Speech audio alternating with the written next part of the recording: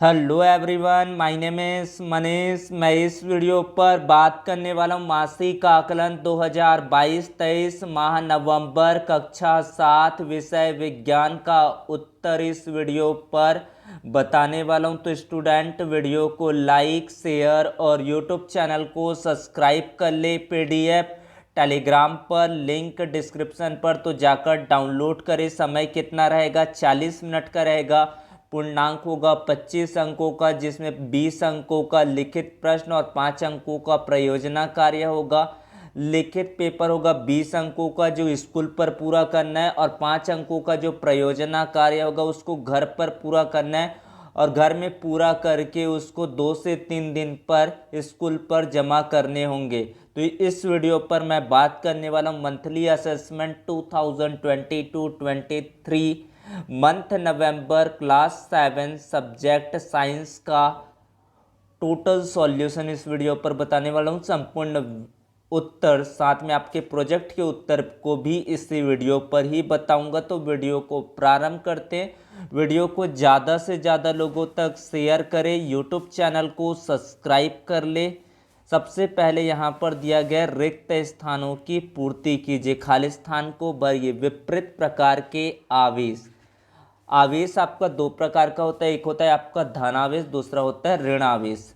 तो अगर दो समान आवेश है, विपरीत प्रकार के अगर आवेश होता है, एक तरफ आपका धन सिरा होता है, अगर दूसरी तरफ से ऋण सिरा होता है, तो इन दोनों में क्या होगा? आपका अट्रैक्शन यानी कि आकर्षण होगा। क्या होगा? आपका आकर्षण होगा। अगर मान लो दोनों में अगर समान आवेश होता है, अगर दोनों में मान लो ऋण ऋण आवेश होता है, तो उस स्थिति पर यहां पर क्या होगा? प्रतिकर्षण होगा।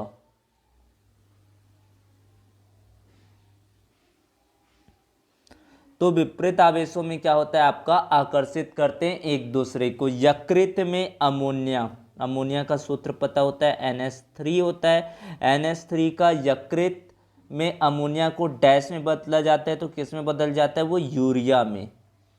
उसके बाद अंतःस्त्रावी ग्रंथियां, अंतःस्त्रावी ग्रंथियां डैश स्त्रावित करता है, क्या स्त्रावित करता है? हार्मोन।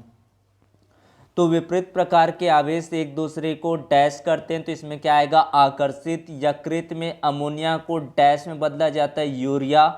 अंतःस्त्रावी ग्रंथियां डैश स्त्रावित करती है, तो इसका उत्तर क्या होगा? हार्मोन।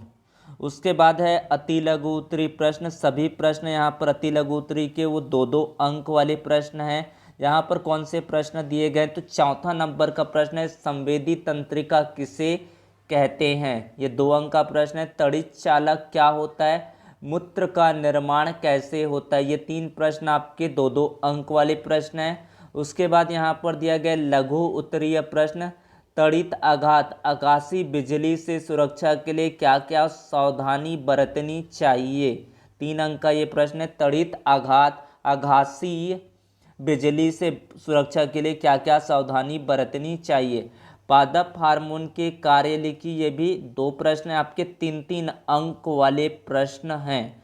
उसके बाद है आपके दीर्घ उत्तरी प्रश्न, मानव उत्सर्जन तंत्र का स्वच्छ नामांकित चित्र बनाकर इसको वर्णन करें। 5 अंक का दिया गया है। उसके बाद है आपका प्रोजेक्ट कार्य, अपने शरीर में होने वाली क्रियाओं को सूचीबद्ध कर उन्हें ऐच्छिक और वह अनैच्छिक क्रियाओं में वर्गीकृत कीजिए। इसका उत्तर देखते हैं। पहले, शरीर में कुछ क्रियाएं ऐसी होती है जिन पर हमारा इच्छा का नियंत्रण नहीं होता है, जैसे अधिक सर्दी लगने पर कांपना, छींकना, मुंह में लार आना, पलकें झपकना। ये क्या है? आपका अनैच्छिक क्रिया, जिस पर हमारा कंट्रोल नहीं होता, वो अनैच्छिक क्रिया होती है, जैसे कांपना, छींकना, मुंह में से लार आना, पलकें झपकना। इसके अतिरिक्त कुछ क्रियाएं हमारी इच्छा से संचालित होती है, जैसे कि उठना, बैठना, चलना, गर्दन घुमाना, झुकना। ये क्या होता है? आपका ऐच्छिक क्रिया कहते हैं। तो इस तरह से इस प्रोजेक्ट का उत्तर आपको यहाँ से लिख लेना है। उसके बाद बात करते हैं आपके अगला प्रश्न, यहाँ पर चौथे प्रश्न से लेकर 9वें प्रश्न तक का उत्तर। संवेदी तंत्रिकाएं किसे कहते हैं? वे तंत्रिकाएं जो शरीर के विभिन्न भागों से, वे तंत्रिकाएं जो शरीर के विभिन्न भागों से सूचना मस्तिष्क मेरुरज्जु तक ले जाती है, जो सूचना को मस्तिष्क अथवा मेरुरज्जु तक ले जाती है उसको संवेदी तंत्रिकाएं कहते हैं। वे तंत्रिकाएं जो शरीर के विभिन्न भागों से सूचना मेरुरज्जु या मस्तिष्क तक ले जाती है उन्हें संवेदी तंत्रिकाएं कहते हैं। उसके बाद बात करते हैं आपके तड़ित चालक क्या होता है। तो तड़ित चालक में धातु की एक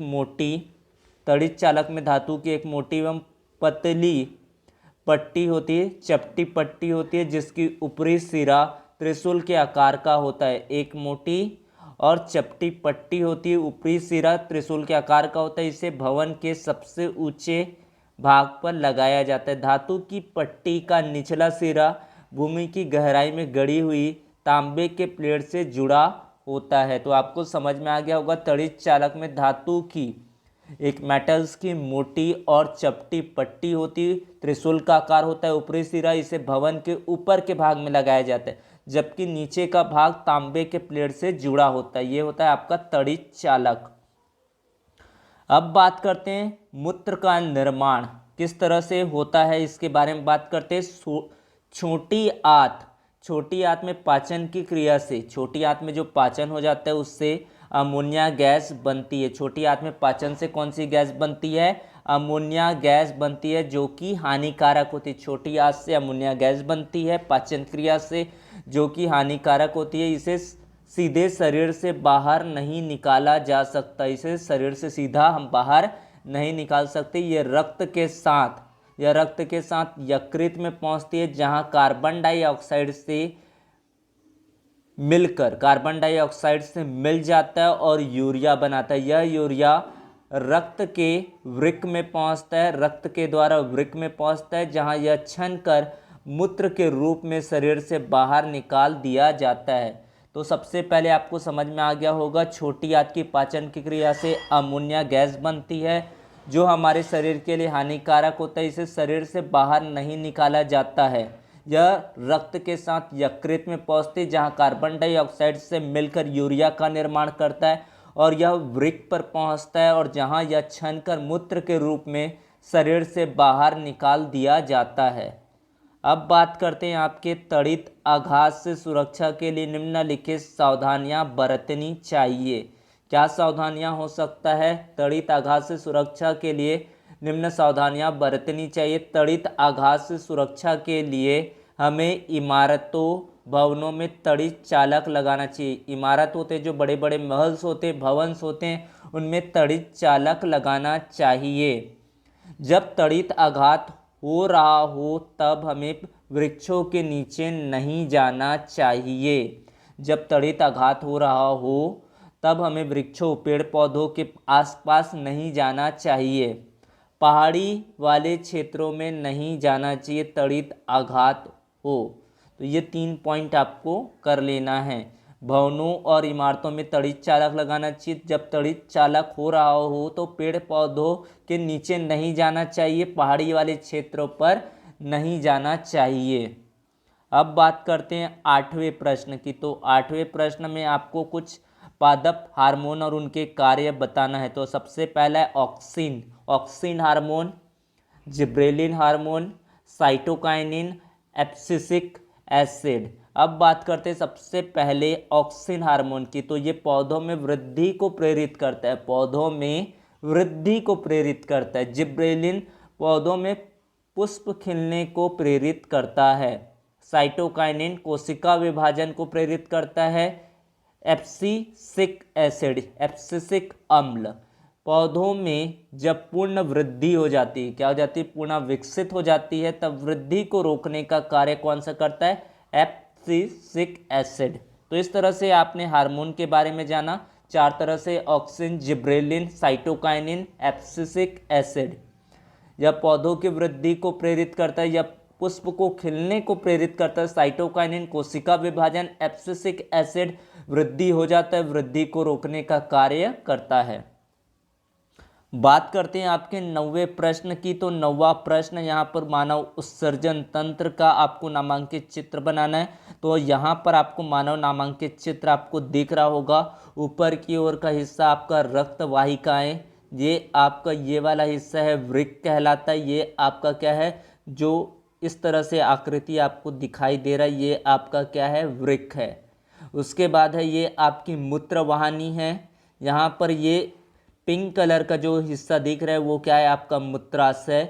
छोटी सी नली है, ये मूत्र मार्ग है। और यहाँ पर होता है आपका मूत्र छिद्र, जहाँ से आपका मूत्र निकलता है। बात करते हैं सबसे इसके भागों की, तो एक जोड़ी इसमें वृक्क होता है, जोड़ी के फॉर्म में होता है, दोनों तरफ आपका वृक्क होता है। हमारे शरीर में वृक्क कहाँ पर होता है, डायफ्राम के नीचे। हमारे शरीर में वृक्क डायफ्राम के नीचे उदर गुहा में रीढ़ की हड्डी के दोनों ओर स्थित होता है। रीढ़ की हड्डी होता है, उनके दोनों ओर होता है। तो इस तरह से आपको समझ, हमारे शरीर में जो वृक्क होता है डायफ्राम के नीचे उदर गुहा में, डायफ्राम के नीचे उदर गुहा में रीढ़ की हड्डी के दोनों ओर स्थित होते हैं। बात करते हैं आपके रक्त वाहिकाएं। प्रत्येक वृक्क के भीतरी भाग से दो रक्त वाहिकाएं जुड़ी रहती है। दो रक्त वाहिकाएं जुड़ी होती है। इसमें एक रक्त को वृक्क के अंदर ले जाती है और दूसरा छने हुए रक्त को बाहर लेकर जाती है। तो ये आपको रक्त वाहिकाएं, जो वृक्क के भीतरी भाग से दो रक्त वाहिकाएं जुड़ी होती है, एक रक्त को वृक्क के अंदर ले जाती है, दूसरा छने हुए रक्त को बाहर लेकर जाती है। मूत्रवाहिनी, दोनों वृक्क के भीतरी भाग से एक एक मूत्रवाहिनी निकलती है। एक एक क्या निकलती है, आपकी मूत्रवाहिनी दोनों तरफ से वृक्क से निकल रही है। तो दोनों वृक्क के भीतरी भाग से एक एक मूत्रवाहिनी निकलती है, जो वृक्क से छने हुए मूत्र को मूत्राशय पर पहुंचा रही है। कहाँ पर पहुंचा रही, देख रहे हैं, ये आपका नली के जैसे मूत्रवाहिनी है। ये वृक्क के भीतरी भाग से एक एक मूत्रवाहिनी निकलती है। एक जोड़ा आपका वृक्क पाया जाता है, जो वृक्क के छने हुए मूत्र को मूत्राशय तक पहुंचा रहे हैं। इसको फिर